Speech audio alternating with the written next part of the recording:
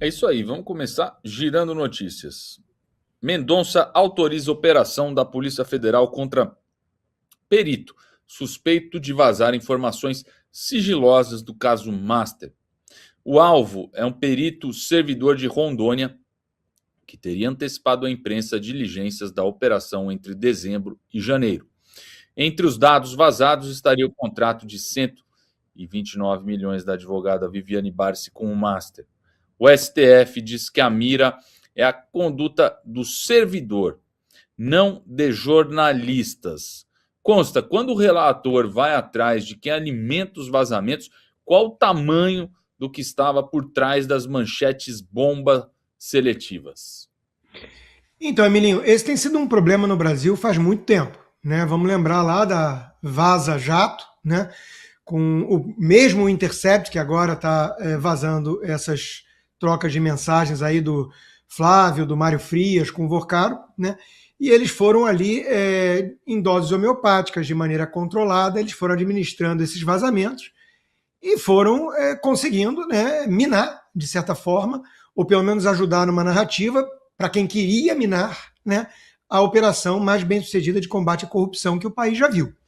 Então, é um perigo, de certa forma inevitável, porque mesmo nessa operação autorizada, os jornalistas foram, obviamente, preservados, né, porque o próprio André Mendonça falou, né, a liberdade de imprensa e tudo, então é muito difícil na prática você controlar isso, né, porque o jornalista tem fontes, as fontes vão lá e vazam dentro da Polícia Federal, de onde for, né, aquilo que querem que seja tornado público. Então, não tem a menor dúvida de que existe aí um jogo político por trás, né? Isso está claro para todo mundo.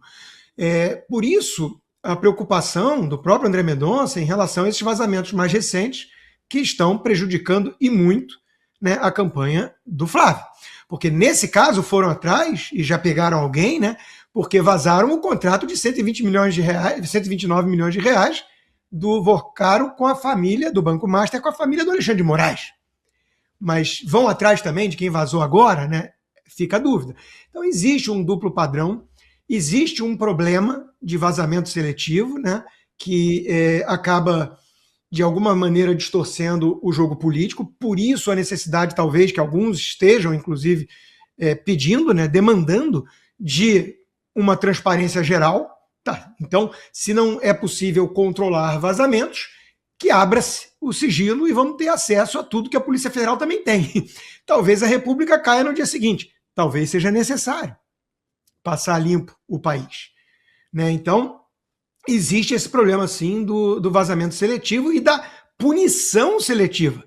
Aquele que vazou sobre Alexandre de Moraes vai ser punido, e o que vazou contra o Flávio. Agora, dito isso, né, um recado aos mais emocionados que confundem papel de jornalista com papel de militante, cabo eleitoral. Não adianta a campanha do Flávio em si atacar o mensageiro. É o que está fazendo a turma toda, o próprio Eduardo e tudo, falando do Intercept, falando das intenções do Intercept. O Mário Frias falou do pai do cara do Intercept que perdeu a licitação, não sei o quê. Tudo isso é irrelevante diante do fato jornalístico, que é a mensagem. Então, o mensageiro pode ter as intenções mais pervertidas do mundo. Isso não muda o fato de que a mensagem trazida à tona existe. Inclusive, a gente lida, né, diariamente, e tem sido assim, com esses vazamentos, com estágios distintos. Né? A primeira reação de muita gente, quando você vai lá e publica alguma coisa do Intercept, ou não sei o quê, a primeira reação é: você vai acreditar no Intercept? Lá vai o Constantino divulgar o Intercept. Aí a reação, depois de um tempo que o próprio Flávio admite, ou o Mário Frias, a reação é outra. Não, mas qual o problema de ter essa mensagem? Né? Então, não adianta atirar no mensageiro. É preciso lidar com a realidade da mensagem em si, o que não tira o problema dos vazamentos seletivos. Muito bem, deixa eu ouvir agora a opinião do nosso professor de História, Dárcio Bracarense. Assim, a gente tem um problema muito sério com essa questão de investigação, porque o melhor remédio para tudo isso seria uma CPMI. A CPMI faz aquilo que normalmente não é desejável, que é uma investigação aberta, debatida, exposta. Por quê? No mundo normal, a investigação ocorre em sigilo e o julgamento é público. Nas ditaduras, a investigação é aberta. A gente viu a perseguição que a família Bolsonaro sofreu na tal investigação do cartão, da baleia, enfim, da ABIN paralela e exposições públicas, manchetes, enfim, assassinato de reputação, e depois o julgamento, muitas vezes secreto, que aconteceu, um julgamento absolutamente obscuro e com transmissões que eram gravadas, e depois a gente tinha conhecimento de um julgamento que não foi um julgamento, né? Portanto, assim, a gente tem um problema muito sério nesse momento, que é uma seletividade encaminhando um processo eleitoral. Isso é muito ruim. E outro detalhe que eu julgo tão ou mais importante: quando é vazado uma informação como essa, por exemplo, da questão do patrocínio do filme, a imprensa inteira quer saber, questiona, vai atrás, massacra. Agora, no caso do contrato, não.